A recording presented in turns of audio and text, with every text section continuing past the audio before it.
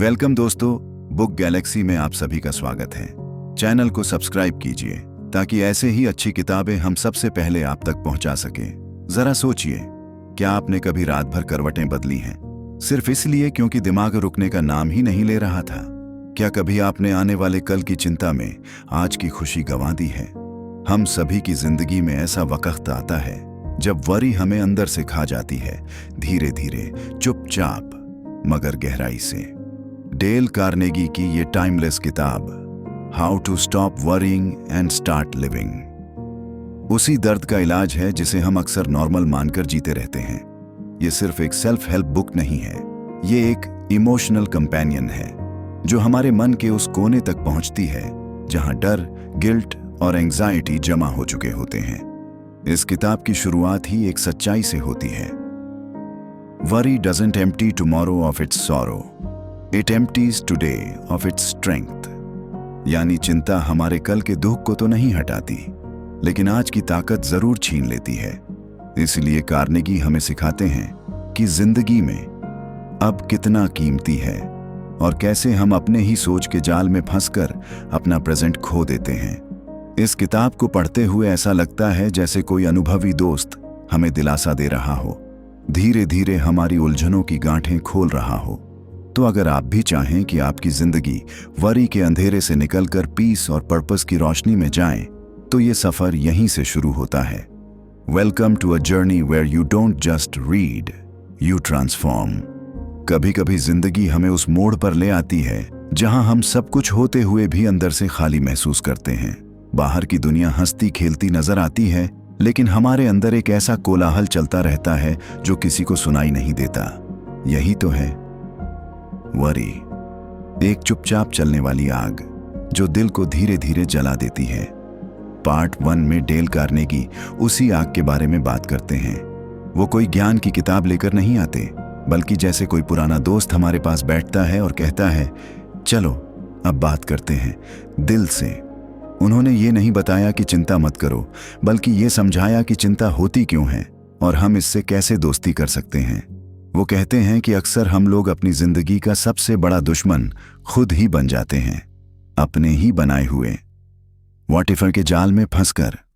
अगर ये हो गया तो, जरेनिया अगर वो बिगड़ गया तो, हम इन सवालों के मेज में इतना उलझ जाते हैं कि आजान की शांति कल की कल्पनाओं में खो जाती है। डेल हमें एक छोटा सा मैजिक ट्रिक सिखाते हैं।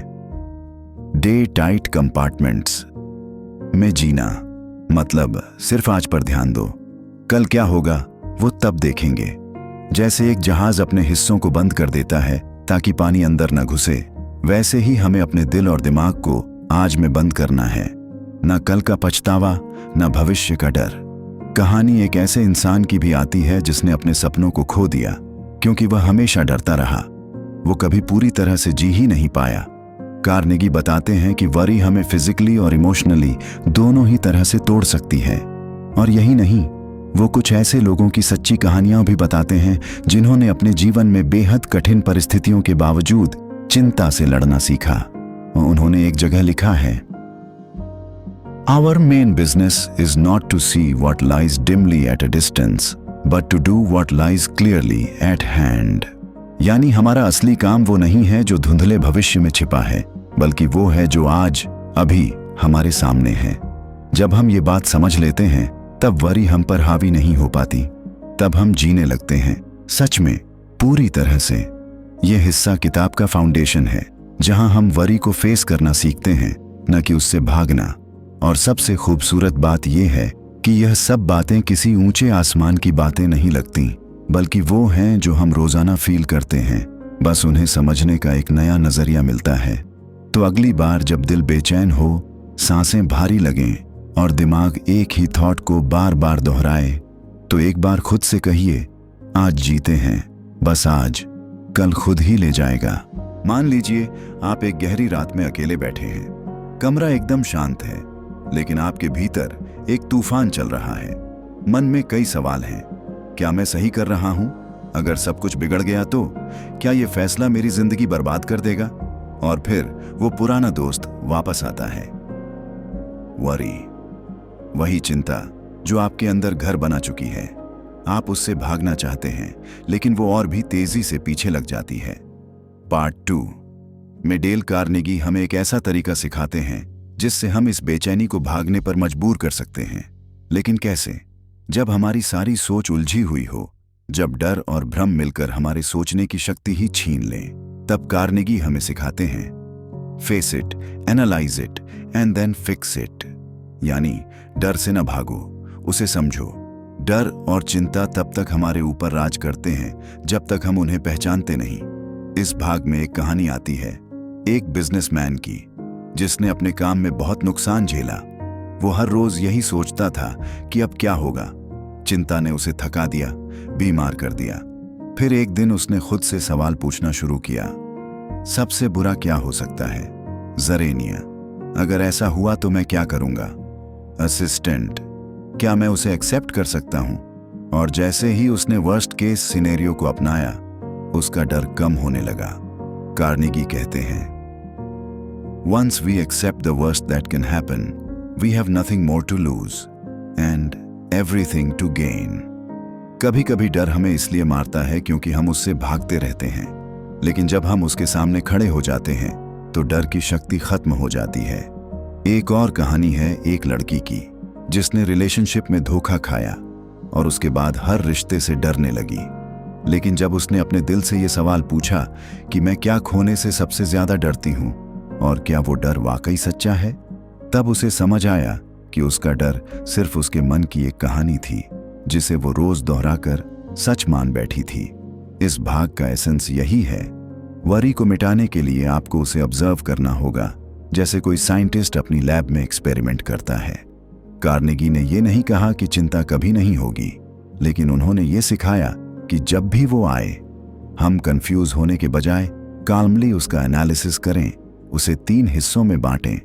What's the problem, what are the causes, what are the possible solutions, और फिर एक्शन लें। साउंड सिंपल, शायद हाँ, लेकिन जिंदगी बदलने वाली सिंप्लिसिटी ही सबसे ज्यादा ताकतवर होती है। डेल कार्नेगी हमें सोचने की एक नई दिशा देते हैं, एक ऐसा लेंस जिससे हम अपने डर को साफ साफ देख सकें, बिना भावनाओं के धुंधलके में उलझे। तो अगली बार जब वरी आपके दरवाजे पर दस्तक दे तो पैनिक मत करना। दरवाजा खोलो, उसे सामने बिठाओ और कहो, let's talk, I am listening, but this time I will decide. मान लीजिए कि आप एक ऐसी मशीन हैं जो कभी बंद ही नहीं होती। हर पल, हर सेकंड आपके भीतर एक आवाज चलती रहती है, कुछ गलत हो गया तो, कहीं कुछ छूट तो नहीं गया, लोग क्या सोचेंगे? और फिर ये सोचते सोचते आप थक जाते हैं। लेकिन मशीन रुकती नहीं, वो हैबिट बन चुकी है, चिंता करने की आदत। पार्ट 3 में डेल कार्नेगी हमें उसी डरावनी आदत से बाहर निकालने की कोशिश करते हैं, एक ऐसी आदत जो धीरे धीरे हमारी आत्मा को घुन की तरह खा जाती है। वो कहते हैं कि चिंता करना कोई लग्जरी नहीं है, ये एक साइलेंट पॉइजन है जो बिना आवाज किए हमारी नींद, हमारे रिश्ते, हमारी क्रिएटिविटी, सब कुछ निगल जाता है। कार्नेगी एक ऐसी दुनिया की बात करते हैं जहां वरी डिफॉल्ट मोड बन चुकी है।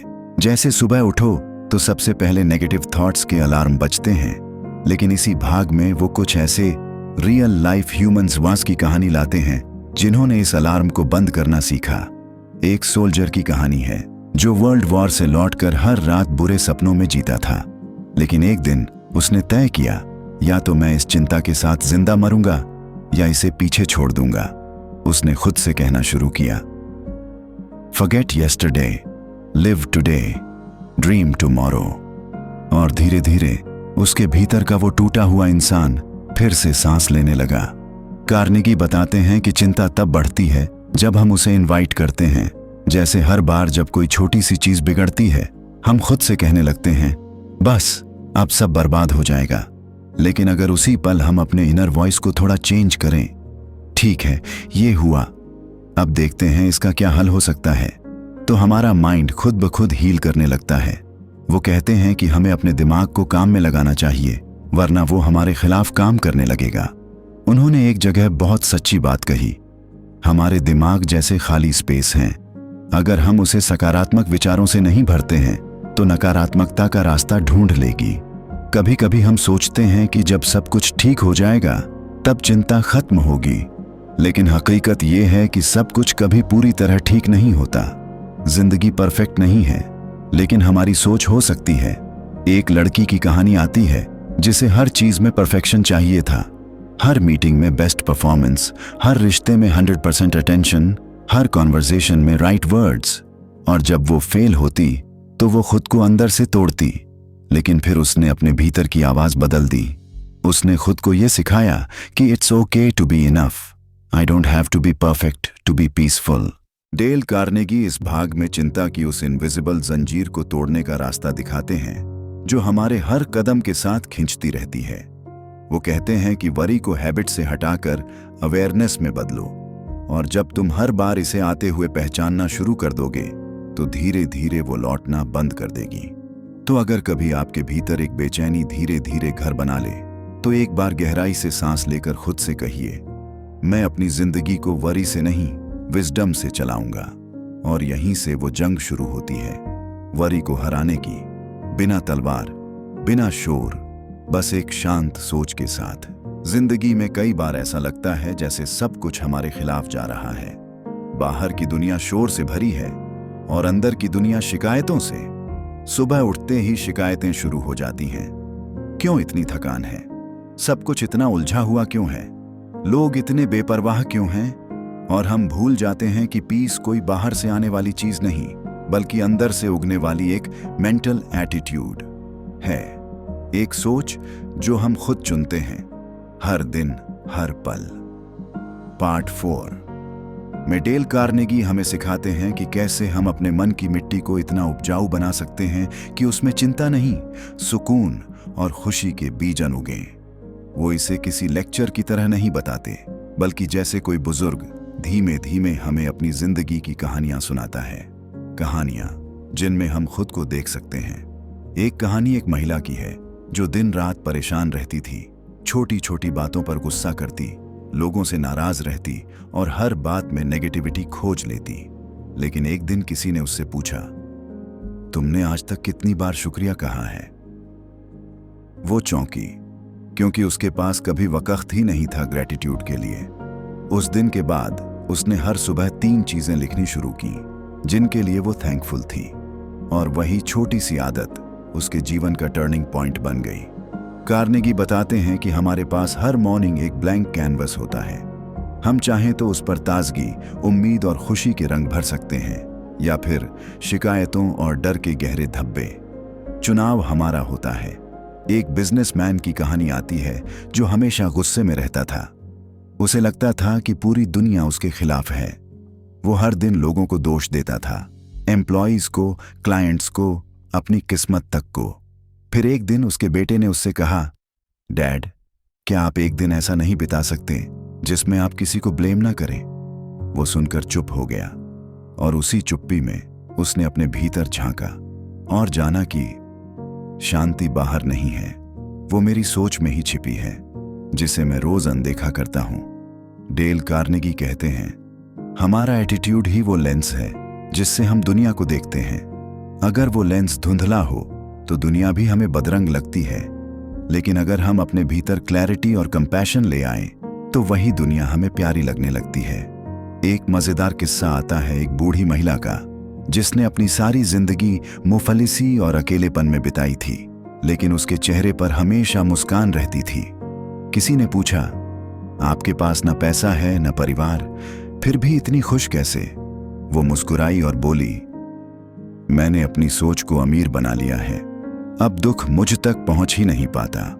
कार्नेगी इस भाग में बार बार यही कहते हैं कि दुनिया को बदलने की कोशिश मत करो, खुद की सोच को नया रूप दो। वो कहते हैं, सुख की दुनिया मन की दुनिया है, यानी आपका मन ही आपकी दुनिया है। इस हिस्से में जो 7 आइडियाज हैं वो कोई रेडीमेड सॉल्यूशन नहीं देते, बल्कि वो एक जेंटल रिमाइंडर हैं कि इंसान के पास सबसे बड़ी शक्ति उसकी सोच होती है। हम क्या चूज करते हैं, हेट या फॉरगिवनेस, कंप्लेंट या ग्रैटिट्यूड, फियर या होप, यही तय करता है कि हमारी इनर लाइफ कैसी होगी। तो अगर आप भी चाहते हैं कि जिंदगी के शोर के बीच भी आपको एक ऐसी जगह मिले जहां आप सच में खुश रह सकें, तो वो जगह कहीं बाहर नहीं, आपके अपने मन में है। बस वहां तक पहुंचने के लिए थोड़ी प्रैक्टिस चाहिए, थोड़ी पेशेंस और कार्नेगी के शब्दों में थोड़ी सी मेंटल गार्डनिंग। तो अगली बार जब दिल भारी हो और चेहरे पर मुस्कान गायब, तो खुद से एक सवाल पूछिए, क्या आज मैं वो सोच चुन सकता हूं जो मुझे हल्का कर दे? और जवाब शायद वहीं से शुरू हो जाए, जहां आप वरी नहीं, विजडम से जीना शुरू करें। जरा एक पल के लिए सोचिए, एक इंसान जो रोज उठता है, लेकिन उसका मन हर रोज पुराने डर और अधूरे सवालों से घिरा होता है। उसकी सुबह की चाय में सुकून नहीं, चिंता घुली होती है। उसका हर काम बस इस डर से जुड़ा होता है कि कुछ गलत हो गया तो। यह कहानी सिर्फ उसकी नहीं, हम सबकी है। हम सब कहीं ना कहीं किसी न किसी वरी के प्रिजनर बन चुके हैं। पार्ट 5 में डेल कार्नेगी हमें एक ऐसी कहानी सुनाते हैं जिसमें न कोई जादू है, न कोई मिरेकल, सिर्फ एक सीधी, सच्ची और प्रैक्टिकल बात, वरी को हराने का सबसे परफेक्ट तरीका। और ये तरीका बाहर से नहीं आता, ये हमारे अंदर ही छुपा होता है। बिजी हो जाओ, इतना बिजी कि वरी तुम्हें ढूंढ ही ना पाए। कार्नेगी बताते हैं कि जिस इंसान के पास करने को कुछ मीनिंगफुल हो, वो चिंता को टिकने ही नहीं देता। उन्होंने ऐसे लोगों की कहानी बताई जो डिप्रेशन और एंग्जाइटी से जूझ रहे थे, लेकिन जैसे ही उन्होंने खुद को किसी काम में पूरी तरह झोंक दिया, वरी अपने आप फेड होने लगी। जैसे कि एक पुराने ब्रोकन रेडियो की आवाज जो धीरे धीरे पीछे छूटती जाती है जब कोई फेवरेट सॉन्ग तेज बजने लगता है। एक वॉर सर्वाइवर की कहानी आती है जो युद्ध के बाद PTSD से जूझ रहा था। उसकी रातें बेचैनी से भरी होती थीं, लेकिन फिर उसने अपने गांव के बच्चों को पढ़ाना शुरू किया। दिन भर वो पढ़ाने में इतना खो जाता कि रात को वरी उसके पास आने की हिम्मत ही नहीं जुटा पाती। वो कहता है, जब मैं दूसरों की जिंदगी में रोशनी भरता हूं, तब मेरी अपनी रातें उजाले से भर जाती हैं।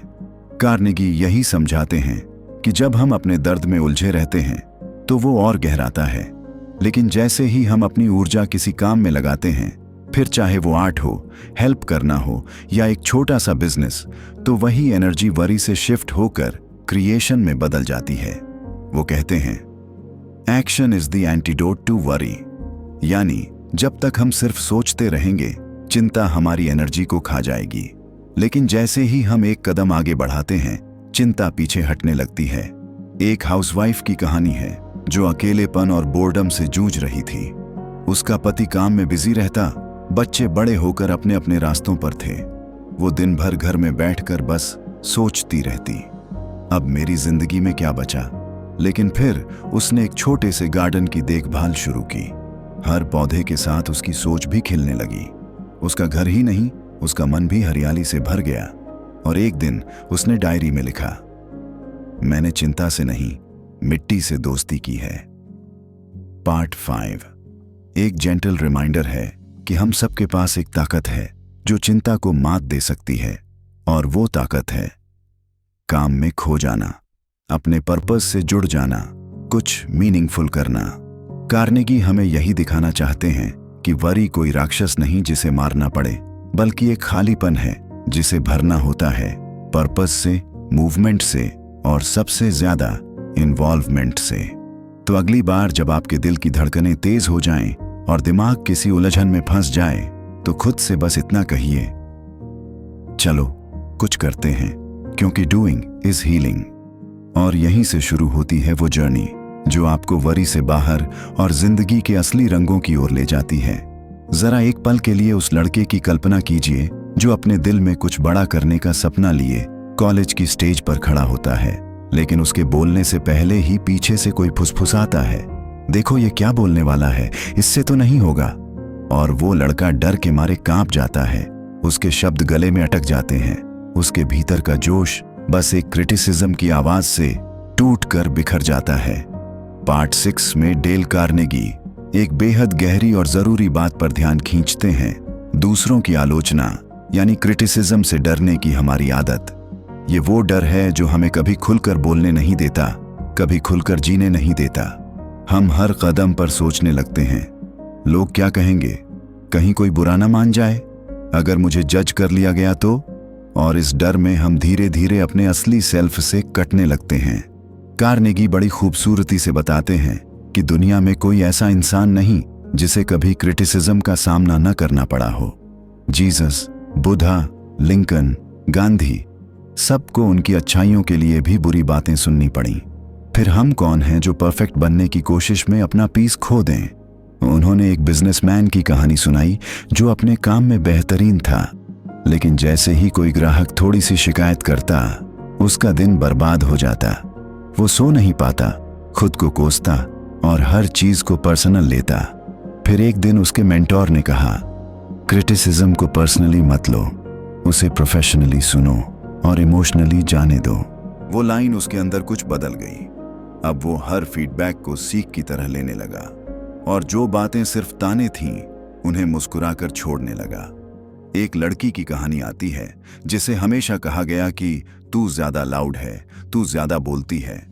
उसने अपनी आवाज दबा दी, लेकिन जब उसने टेडएक्स पर अपना पहला टॉक दिया और पूरी दुनिया ने उसकी बातों को सराहा, तब उसने जाना कि जिस आवाज को दुनिया दबाना चाहती थी, वही उसकी असली ताकत थी। कार्नेगी हमें ये समझाते हैं कि कई बार क्रिटिसिज्म दूसरों की इनसिक्योरिटी होती है जो वो हमारे कॉन्फिडेंस पर फेंकते हैं। हमें उसे पकड़ने की जरूरत नहीं होती, हमें उसे थैंक यू कहकर आगे बढ़ने की जरूरत होती है। वो एक कोट में कहते हैं, remember, no one ever kicks a dead dog. यानी अगर आप कुछ कर रहे हैं, आगे बढ़ रहे हैं, तभी लोग रिएक्ट करेंगे। अगर आप कुछ नहीं करते तो कोई कुछ नहीं कहेगा। तो अब सवाल ये नहीं कि लोग क्या कहेंगे, सवाल ये है कि आप क्या सुनना चुनते हैं। डेल कार्नेगी इस हिस्से में ये सिखाते हैं कि क्रिटिसिज्म से भागो मत, उसे समझो। हर क्रिटिसिज्म में सच हो भी सकता है और नहीं भी, लेकिन आपका रिएक्शन ही तय करता है कि आप कैसे इंसान बनते हैं। तो अगली बार जब कोई आपकी राह में अपना ओपिनियन रखे, तो मुस्कुराकर खुद से कहिए, थैंक्स फॉर द फीडबैक, लेकिन मेरा रास्ता मैं खुद तय करूंगा। और यहीं से शुरू होती है वो जर्नी जहां आप दूसरों की बातों के शोर से नहीं, अपने अंदर की क्लैरिटी से जीना सीखते हैं। जरा सोचिए, आप एक लंबे दिन के बाद अपने कमरे में आते हैं। शरीर थका हुआ है, आंखें बोझिल हैं, लेकिन असली थकान शरीर की नहीं, मन की होती है। एक दिन में न जाने कितनी बार आपने क्या होगा सोचा, न जाने कितनी बार खुद से लड़ते हुए चेहरे पर मुस्कान रखी, और अब जब नींद भी नहीं आ रही, तब समझ आता है कि थकान केवल काम की नहीं, चिंता की भी होती है। पार्ट 7 में डेल कार्नेगी इसी इमोशनल एग्जॉस्शन की बात करते हैं। वो उस अदृश्य बोझ की बात करते हैं जो हम दिन भर अपने साथ लिए फिरते हैं। जिम्मेदारियां, गिल्ट, ओवरथिंकिंग, डेडलाइंस और सबसे भारी बोझ, मैं सब कुछ परफेक्टली करूं का दबाव। कार्नेगी हमें ले चलते हैं एक ऐसे सफर पर जहां हम देखते हैं कि थकान सिर्फ शारीरिक आराम से नहीं मिटती, बल्कि अंदरूनी सोच बदलने से कम होती है। वो हमें ऐसे किरदारों से मिलवाते हैं जिनकी कहानियां हम सब की तरह ही लगती हैं। एक लड़की की कहानी है जो एक कॉरपोरेट जॉब में हर दिन 12 घंटे काम करती थी। वो एफिशिएंट थी, लेकिन खुश नहीं। उसकी एनर्जी हर दिन थोड़ी और गिरती जाती, और फिर एक दिन ऑफिस की सीढ़ियों पर बैठे बैठे वो रो पड़ी। जब किसी ने पूछा, तुम इतना क्यों थक गई हो, तो उसका जवाब था, क्योंकि मैं अपने जीवन में सांस लेना भूल गया। कार्नेगी यहां बताते हैं कि जब हम अपनी लिमिट्स को इग्नोर करते हैं, तो हमारी बॉडी धीरे धीरे रेजिस्ट करना बंद कर देती है, और फिर सिर्फ एक हॉलो सा इंसान बचता है जो सब कुछ करता है लेकिन कुछ भी महसूस नहीं करता। एक एल्डरली मैन की कहानी है जो कभी बहुत एनर्जेटिक था, लेकिन रिटायरमेंट के बाद खाली बैठा बैठा बीमार रहने लगा। फिर उसने बच्चों को कहानियां सुनाने का काम शुरू किया और उसका चेहरा फिर से चमकने लगा। वो कहता था, अब मैं थकता नहीं, क्योंकि मैं फिर से किसी काम का महसूस करता हूं। डेल कार्नेगी ये नहीं कहते कि आप हमेशा एनर्जेटिक रहें, वो सिखाते हैं कि एनर्जी खोने का सबसे बड़ा कारण है वरी और ओवर एफर्ट। जब हम हर चीज को अपने कंधों पर उठाने लगते हैं, तब सबसे पहले हमारी स्पिरिट गिरती है। वो बताते हैं कि जो इंसान अपने मन में हल्कापन ला पाता है, वही असली में लाइट और एनर्जेटिक रहता है। कार्नेगी के शब्दों में, हमारी थकान अक्सर काम के कारण नहीं, बल्कि चिंता, क्रोध और ईर्ष्या के कारण होती है। यानी वो थकान जो हमें बिस्तर तक धकेल देती है, वो उस मेंटल लोड की देन है जो हम खुद ही ढोते हैं बिना पूछे। इस हिस्से में हम ये भी सीखते हैं कि खुशी कोई लग्जरी नहीं, ये एक फ्यूल है। वो फ्यूल जो हमें अगले दिन फिर से उठने की हिम्मत देता है। और ये फ्यूल हमें तब मिलता है जब हम खुद से दोस्ती करना सीखते हैं, काम और आराम के बीच बैलेंस बनाते हैं और खुद को सिर्फ एक मशीन नहीं, एक इंसान समझते हैं। तो अगर आज आपका मन भारी है और शरीर जवाब दे रहा है, तो कुछ देर के लिए रुक जाइए। अपने आप से कहिए, मैं सिर्फ काम करने के लिए नहीं बना, मैं जीने के लिए भी बना हूं। और जब आप ये महसूस करते हैं, तब चिंता, थकान और उदासी तीनों धीरे धीरे आपकी जिंदगी से खिसकने लगते हैं और आप दोबारा उस इंसान में बदलने लगते हैं जो मुस्कुराता था, महसूस करता था और बिना थके खुद से प्यार करता था। कल्पना कीजिए उस व्यक्ति की जो अपनी जिंदगी के हर मोड़ पर वरी के काले बादलों से घिरा रहता है। सुबह उठते ही मन में बेचैनी, रात को नींद से कोसों दूर, हर बात पर सोचता रहता है अगर कुछ गलत हो गया तो ये कहानी कहीं आपकी, कहीं मेरी भी हो सकती है। पार्ट 8 में डेल कार्नेगी ने अपनी जिंदगी के उन पन्नों को खोल कर रखा है जहां उन्होंने खुद वरी को हराने की जंग लड़ी और जीती। उनका सफर बिल्कुल आसान नहीं था। वह भी एक आम इंसान थे जो दुनिया की तरह चिंता करते थे, डरते थे, असफलताओं से घबराते थे। लेकिन एक दिन उन्होंने ठाना, अब मैं अपनी चिंता को अपने ऊपर हावी नहीं होने दूंगा। उन्होंने खुद से पूछा, क्या वरी से कुछ भी हल होगा या मैं अपनी एनर्जी इसी उलझन में बर्बाद कर रहा हूं? कार्नेगी की कहानी में वो पल आता है जब वह इस बात को समझते हैं कि वरी कोई मैजिक नहीं जो अचानक खत्म हो जाए। ये एक हैबिट है, एक आदत जो धीरे धीरे बन जाती है, लेकिन जिसे बदला भी जा सकता है। उन्होंने बताया कि कैसे उन्होंने खुद को प्रेजेंट मोमेंट में जीना सिखाया, कैसे उन्होंने अपने माइंड को ये सिखाया कि वो बीती बातों या आने वाले कल की चिंता में खो न जाए। एक ऐसा अनुभव उनकी जिंदगी में आया जब एक गंभीर हेल्थ स्केयर ने उन्हें डरा दिया, लेकिन इसी डर ने उन्हें एक नई जिंदगी दी। उन्होंने सीखा कि डर और वरी से लड़ने का सबसे बड़ा हथियार है एक्सेप्टेंस और पॉजिटिव एक्शन। कार्नेगी ने अपनी जिंदगी के कई ऐसे क्षण साझा किए जब चिंता उन्हें घेर लेती थी, लेकिन उन्होंने खुद को झकझोर कर कहा, इनफ, मैं इस चिंता के गुलाम नहीं बन सकता। मैं अपनी सोच को बदल सकता हूं, मैं अपनी जिंदगी के कप्तान हूं।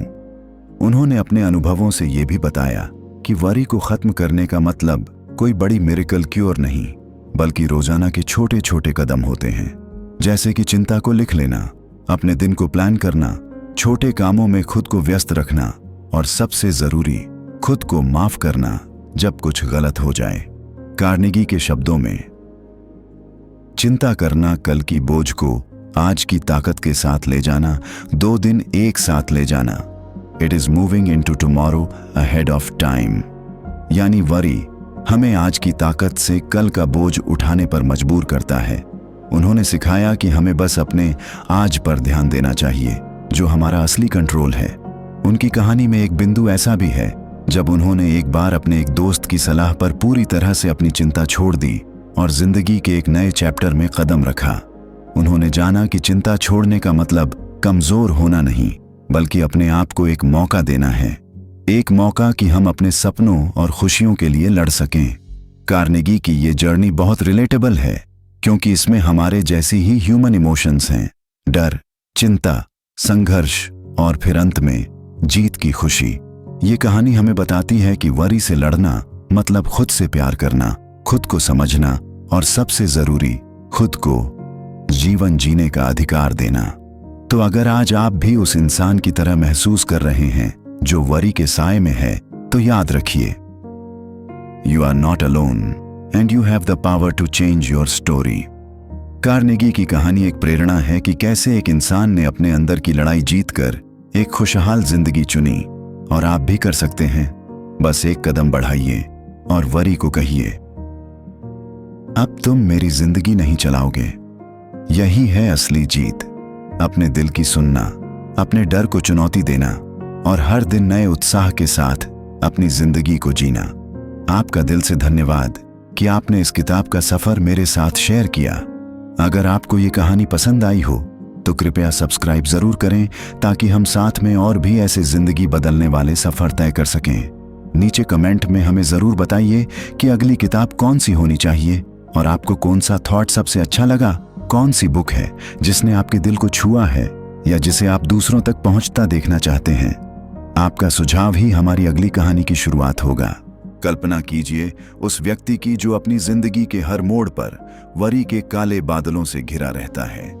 सुबह उठते ही मन में बेचैनी, रात को नींद से कोसों दूर, हर बात पर सोचता रहता है अगर कुछ गलत हो गया तो ये कहानी कहीं आपकी कहीं मेरी भी हो सकती है।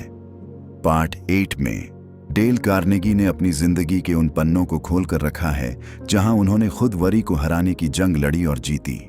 उनका सफर बिल्कुल आसान नहीं था। वह भी एक आम इंसान थे जो दुनिया की तरह चिंता करते थे, डरते थे, असफलताओं से घबराते थे। लेकिन एक दिन उन्होंने ठाना, अब मैं अपनी चिंता को अपने ऊपर हावी नहीं होने दूंगा। उन्होंने खुद से पूछा, क्या वरी से कुछ भी हल होगा या मैं अपनी एनर्जी इसी उलझन में बर्बाद कर रहा हूं। कार्नेगी की कहानी में वो पल आता है जब वह इस बात को समझते हैं कि वरी कोई मैजिक नहीं जो अचानक खत्म हो जाए। ये एक हैबिट है, एक आदत जो धीरे धीरे बन जाती है लेकिन जिसे बदला भी जा सकता है। उन्होंने बताया कि कैसे उन्होंने खुद को प्रेजेंट मोमेंट में जीना सिखाया, कैसे उन्होंने अपने माइंड को ये सिखाया कि वो बीती बातों या आने वाले कल की चिंता में खो न जाए।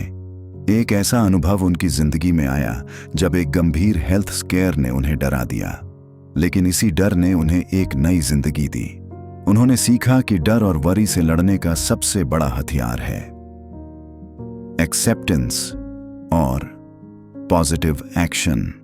कार्नेगी ने अपनी जिंदगी के कई ऐसे क्षण साझा किए जब चिंता उन्हें घेर लेती थी, लेकिन उन्होंने खुद को झकझोर कर कहा, इनफ, मैं इस चिंता के गुलाम नहीं बन सकता। मैं अपनी सोच को बदल सकता हूं। मैं अपनी जिंदगी के कप्तान हूं।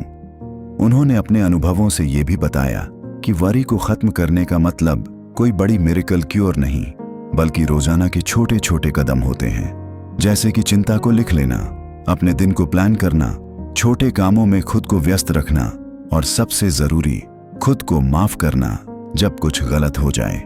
कार्नेगी के शब्दों में, चिंता करना कल की बोझ को आज की ताकत के साथ ले जाना, 2 दिन एक साथ ले जाना।